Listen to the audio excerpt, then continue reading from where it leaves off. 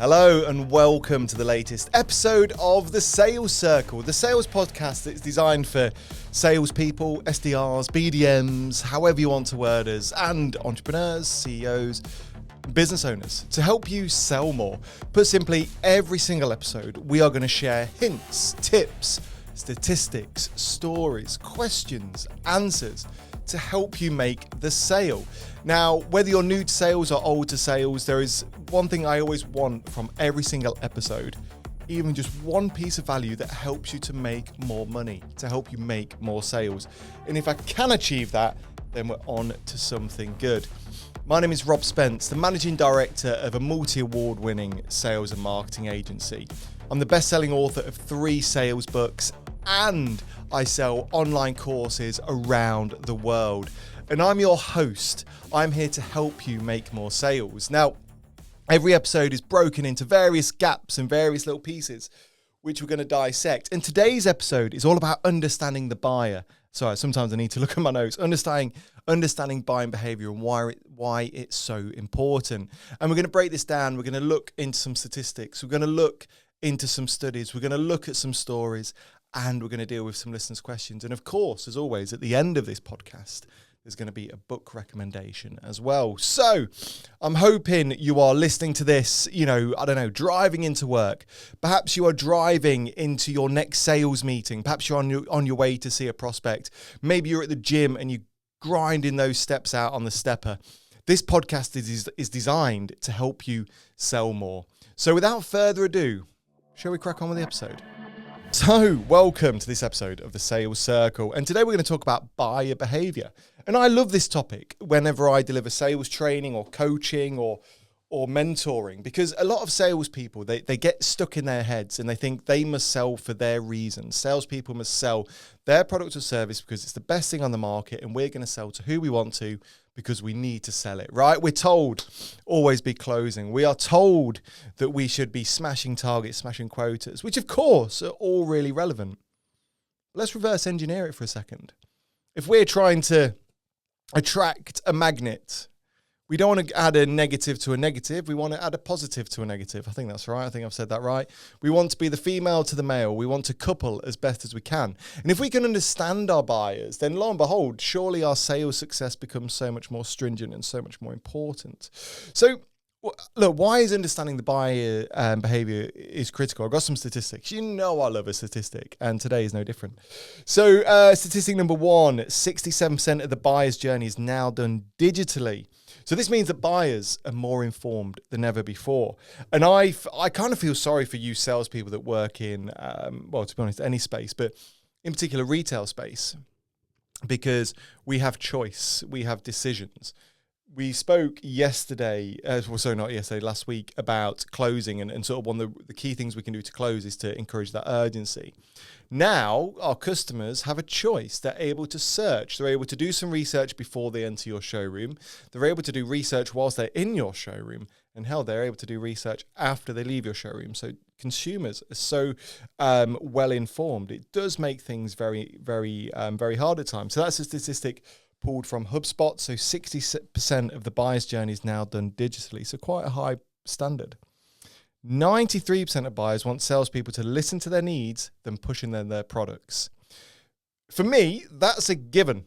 That is an absolute fact that we should all know, right? We all hate those salespeople that try and sell ice to the Eskimos, the sweaty, greasy salespeople that will sell, snake oil people. 93% of buyers want salespeople who listen to their needs. Think about that for a second. Listening to the needs of your customer. 93% of buyers want that. So perhaps as part of your sales process, as part of your customer journey, as part of your pitch presentation, how much time are you actually listening? How much time are you spending listening to your buyers' needs and requirements, their objectives, sometimes their objections? How often are you listening to their pain points? And what problems can you solve? Now, here's another statistic. So I'll leave this one up for you. Please do shout at the radio. What percentage of buyers do you think say they're more likely to buy from a salesperson who understands their unique challenges? What do you reckon? 10%? 20%? 77% of buyers say they're more likely to buy from a salesperson who understand their unique challenges. So when we flip this on its head a little bit, just remember that 93% of buyers want salespeople who listen to their needs. That's done by Forrester Research. 77% of buyers say they're more likely to buy from a salesperson who understands their unique challenges. Now, there is a caveat to all this. Every buyer will be different. Sometimes I do hate kind of cut and paste statistics and studies because it's not one size fits all. And as part of my personalized one-to-one training, and I think in some of my online courses, we dive deeper into buyer personas, customer personas, a bit of disc profiling and everything else, which I think is vitally important for salespeople to understand. But once again, if there's one thing I want you to take away from today's podcast, and maybe you've got a sales manager, a sales director, an internal sales trainer who doesn't get this, send this on to them right now. Your buyer wants you to understand their needs. So ask questions, open up these big flappy things on the side of your head, actually listen and solve the problems for your customers. Because what that does is it truly ensures that you address your buyer and he actually understands exactly what they need. The analogy that I use, and I talk about it in a lot of my books, is salespeople are merely doctors. We are here to solve problems. That's my definition of a salesperson. We are here to solve problems.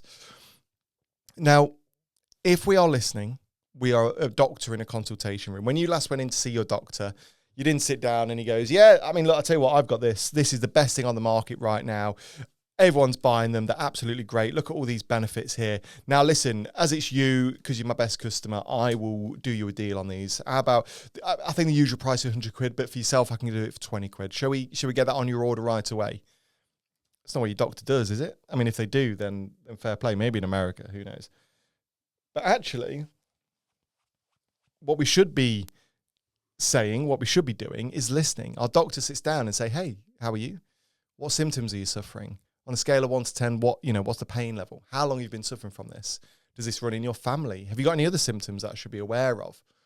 They then prescribe the solution. They then find the thing to prescribe. They don't sell it to you straight away. As well, when we are listening, when we're understanding the needs of our buyer, our prospect, our customer, we can anticipate objections. Now, I keep hinting at a big objection handling podcast in the near future. And one of the key tips that I always utilize within my sales training is to anticipate objections and put the objection in the face of your buyer.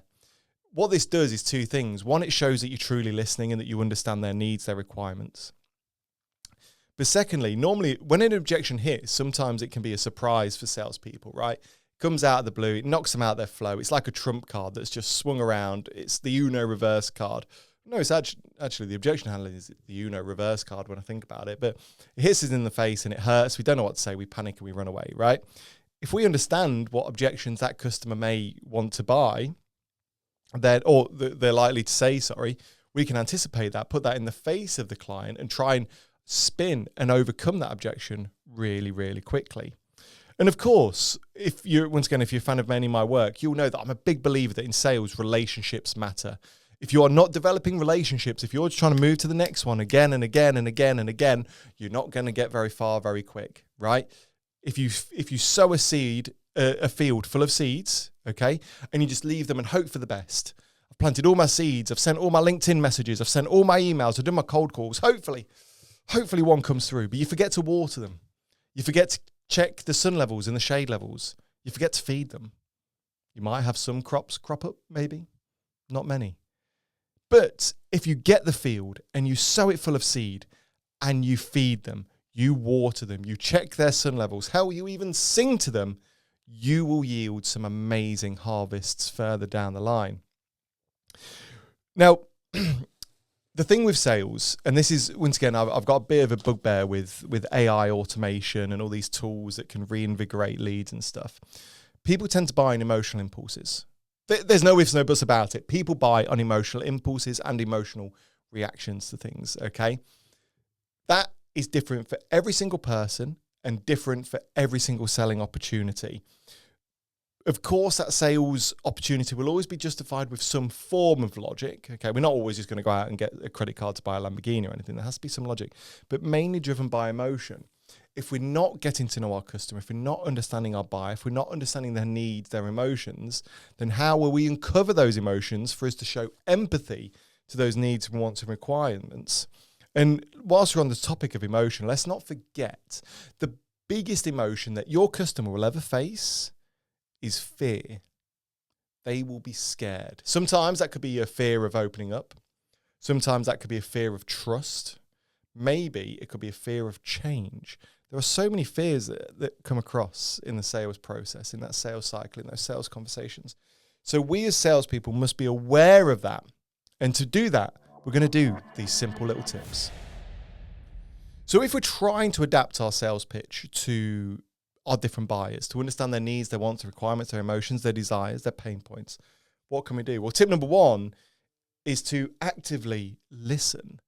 I said before, old sales adage, we've got two of these big boys on the side of our head. For those listening, this is that in my ears. I don't know if you can hear. I'm actually flapping my ear. I don't know if you can hear that.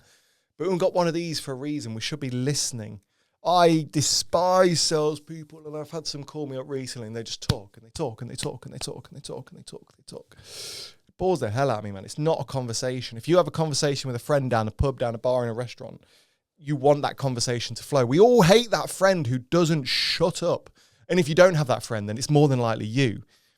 So shut up for a bit and listen to what your customer wants and needs, and give yourself some active listening. Now, active listening should, in theory, go far beyond what we think active listening is. Of course, on a top level, active listening is good, positive body language. Once again, nice, open body language. We're showing respect to our prospect. We're listening to them. We're listening to what they're saying.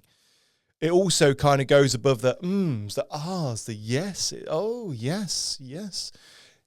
Active listening is repeating back statements, repeating back comments. It is understanding their needs and maybe sort of putting their objections into a statement or into a rebuttal or whatever. We are actively communicating. And one way we can do that is to ask open-ended questions. I'm not here to teach you to suck eggs, but you could say, like, look, what's your biggest challenge when it comes to such and such, you know? Got another statistic to kind of talk to you about that, actually. Sales reps who actively listen to prospects are 38 times more likely to close deals. That's by Rain Group. So 38 times more likely if you actively listen. Now, tip number two is to personalize. Once again, I keep saying I have a bugbear against AI and automation. I do and I don't. I understand the importance. I understand the requirements and understand the kind of, you know, the issues it can resolve and sort out.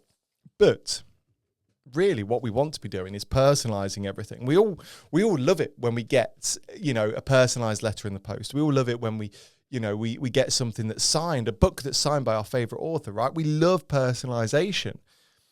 And that goes beyond just personalizing, hi, first name, hi, surname, from, you know, but we can, if we truly show an interest in our prospects, in our customers. One of my customers were a great restaurant, great customer of ours, based down in Warwick, and they'd become a great customer. I knew the chef really well, and you know, used to call them a couple of times a week. And it turned out that their owner had authored a book. It was all for charity, but he'd authored a book about his journey. I bought that book, and what that allowed me to do was to understand the mindset of the owner, the direction that he wanted to take that restaurant. In doing so, that allowed me to think differently about how I was selling the foods and all the ingredients. I was thinking about his heritage. I believe he was Portuguese, if memory serves me right. Please do forgive me. It was about 15 years ago since I read the book. I believe he was Portuguese. So with Portuguese heritage, he owned some restaurants and pubs in Leicester, then went down to Warwick. So I was able to kind of tailor what was going on. So make sure you personalize.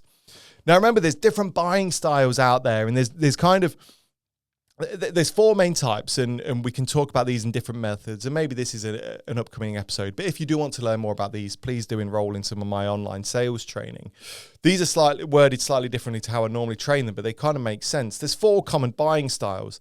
There's analytical. They need the data and the logic, right? There's amiable. They want the relationships. They want the trust. They want that kind of friendship there. The driver. They want results and efficiency. They want to drive things as quick as possible, make quick decisions. And finally, expressive. They're drawn to excitement and possibilities. So once again, if you are talking to an analytical person, but you're talking to that person like an amiable person, maybe you're being the amiable person and they're analytical, will there be a good match? But also, once again, maybe you're an analytical kind of salesperson and you're speaking to a driver and you're trying to provide all this data or this knowledge, and you're speaking to a driver who just wants those fast results. Is that going to react well for you? Probably not. Another thing we can do is to build social proof. We know that social proof helps to influence decisions. If we see a friend, a colleague, a peer go to a certain restaurant, we normally want to eat at that restaurant too, right? So can you get any case studies, testimonials, reviews? That helps build a story, and also does become part of your pitch. A lot of salespeople are very scared to share those kind of case studies in a pitch. They think a case study should just be a marketing thing. They think it should just be something that is spread out within the marketing team. But no, get it in your pitch. Hey, listen, we worked with a client in your industry last year. We improved their ROI by 40%, and I'd love to do the same for you. How effective is that as a short little pitch? And finally, remember, it's simple differences between features and benefits. Focus on the value, not the features. I was working with a client just yesterday, actually, and they own a business, and they were trying to create some advertising for Black Friday, and they were very, and I see this a lot with, financial people, accountants, and analytically minded people, but they were focusing really heavy on the what. They were focusing on the sausage, not the sizzle. As salespeople, we must focus on the sizzle. If we're going to sell anything, go for the what's in it for me. Go for those benefits. Go for that excitement. Go for the finesse. That builds a greater desire, builds that a greater emotional decision. Just remember, no one wants to buy 24-hour security services for their company. What they truly want to buy is a sound night's sleep, knowing that no one's going to do over their business. And if they do, they can stay in bed while security sort it out, right? No one wants Wi-Fi. No one wants Wi-Fi. Jesus, no one wants Wi-Fi. But what they want is the ability to work wirelessly wherever they are in the office and not lose connectivity, right? Sell the sizzle, not the sausage. I'm going to share some more real-life examples in just a second. Just a quick heads up, our first book to accompany this podcast, The Sales Circle, is being written and shall be published very, very, very soon. It's a great chance for you to enhance your sales skills while supporting the podcast even further. To be added to the VIP list, please email thesalescircleofficial@gmail.com. Now, this is a story I share in a lot of the seminars, the trainings I do, and it's a story that really, I think this story kind of really resonates with what I felt kind of really stood me apart in sales very early on. I'll be honest, it's basic. It's basic as anything when you think about it. But actually, when you put this into real life, it really makes a difference. For those of you that don't know, I used to sell fine food and ingredients. I had, customers up and down the country, would sell to the local pub, right through to Michelin star, to TV, to hotels, and everyone else in between. And I had an array of clients, and each of those were different. And I understood very early on, I had to tailor my approach to each individual. I had Teresa. Teresa was lovely. I still think about her. She owned a lovely, it was a pub called the White Swan in a local Leicestershire village. Very quaint little pub, always got some kind of event on, the kind of place that does a pie night, beautiful, homely pub. And I would call her once a week maybe, and she'd place an order. But before she'd place the order, we would talk for 10, 15 minutes. I knew everything. I knew her kids, her grandkids. I knew what she did at the weekend, what she did last weekend, know what she was doing at the up and coming weekend. I knew everything. I knew her life story, always wanted a chat. That wasn't led by me. That's because she wanted it. She wanted that conversation. She wanted that communication. And I loved giving it to her. I loved talking to her. I loved having those interactions. It was one of the highlights of my day. Was she my biggest client? Absolutely no. She just about scraped by the minimum order mark, but she's still a very loyal customer. I then had Mark. Now, Mark, once again, great guy, but completely different. Mark was, if you think of the stereotypical chef, right? Mark was chef, right? That's what you called him. No time for fluff. He's the kind of person you call him, Gary. Oh, his name was Gary, sorry, actually. You call him Gary. There was no hello, hey, how you doing? Are you okay?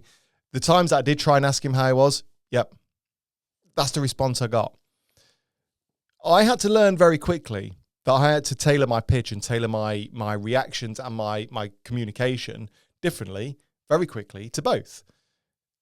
I couldn't call up Gary and say, hey, Gary, how are you? How was your weekend? Hey, how are the kids? Are they all right? They're getting on okay? Are they all right? Is everything okay? Gary was closed off. He was busy. I would say if we think back to those 4 people, he was a driver, absolute driver. He just wanted those decisions done quick. Same with Teresa. If I'd have treated Teresa like I treated Gary, if I just said, Gary, Teresa, what can I get for you? Box of butter, blue roll. I've got cod cheeks on offer. Do you want some? She'd be like, no, I don't want that. It rubs people up the wrong way. And once I understood that with a lot of my customers, I learned that the more I could listen and gauge little evidence points from them, I could tailor my pitch, which increased my sales phenomenally. So what I want you to do is over the next day or two, after listening to this, go back to your client list. Think about the types of different customers you've got. Think about how you're pitching to them. Think about maybe a new prospect you've got on your list.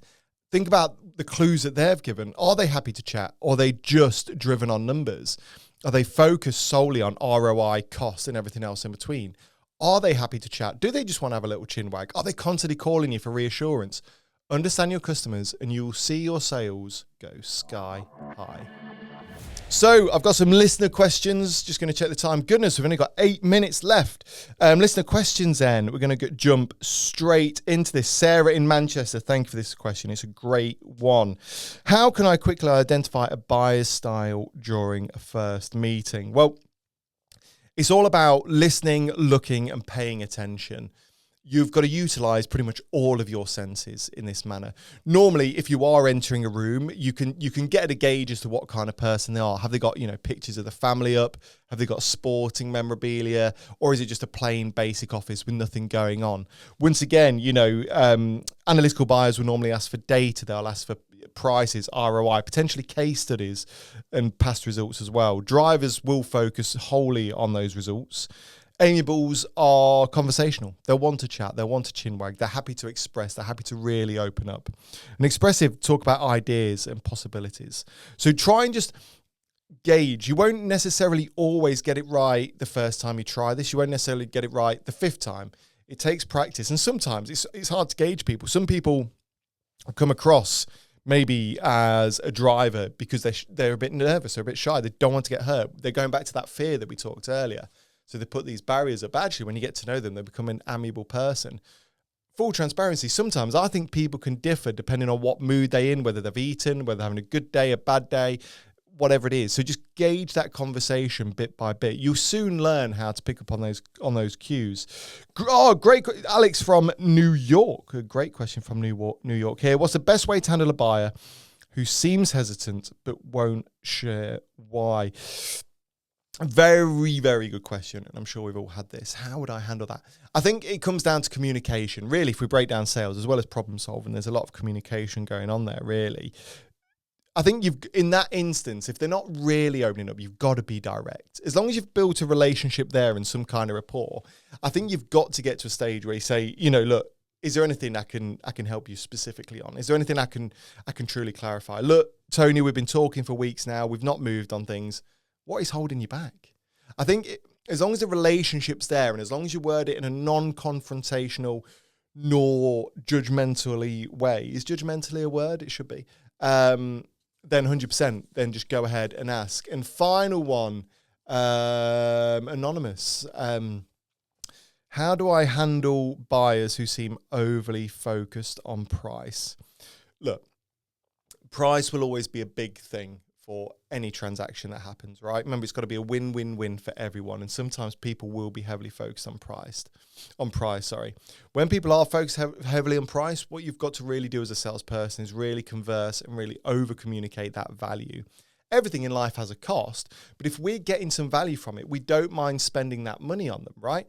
My partner just asked for, I think it was like some 400 quid shoes for Christmas. Now, these are shoes that, in my opinion, necessarily wouldn't normally should cost that much. But when you take into account the branding, the quality, the leather, the story, the journey, everything else, then 100% they become worth it. So that brand has sold the value to us, hence why we're willing to spend that kind of money. So focus on value, focus on the benefits, focus on the sizzle, focus on that sizzle. And don't be afraid of talking about ROI, especially if you are selling something that does see some form of ROI, something that can return the cost or return the benefits somewhere down the line. Now, if you do want to have some sales questions answered, and thank you so much for these questions, by the way, there's a couple of ways you can do it. You can either contact me direct on LinkedIn. I'm Rob Spence. You can find the Sales Circle official pretty much on every social media channel, from X, YouTube, Twitter, or Twitter's X, isn't it? LinkedIn, TikTok, Instagram, Facebook, everywhere. So search us on there and send us a DM, or just drop a comment and I'll pick them up eventually. Or send me an email, thesalescircleofficial@gmail.com. I tend to collate questions and put them out into a relevant topic that we're talking about. So if I don't answer your question right away, don't be disheartened. I will get round to it eventually. So before we wrap up, I want to share with you my book recommendation of the week. I hope you've been enjoying these book recommendations. I love reading, and as I always say, every salesperson should read as often as they can. This week, not necessarily a sales book, but still a good book all the same, and I'm going to talk to you about why. This book is called The Beer Mat Entrepreneur. It's by Mike Southern and Chris West. This is a fantastic read for anyone starting to grow a business, wanting to set up a business, and so on. This is one of the first books I ever read when I was trying to set up Paragon Sales Solutions, my award-winning business. It got recommended to me. Everyone was talking about it. I thought, do you know what? If it was good enough for you, it's good enough for me. And although not necessarily a sales book, it does talk about some sales topics in here, which I'll come on to in a minute. But the book also does talk about a little bit, it kind of plants a seed as to my theory and my image for salespeople. I think every salesperson should be an entrepreneur. Every salesperson should own their product, their service, like it's their own business, right?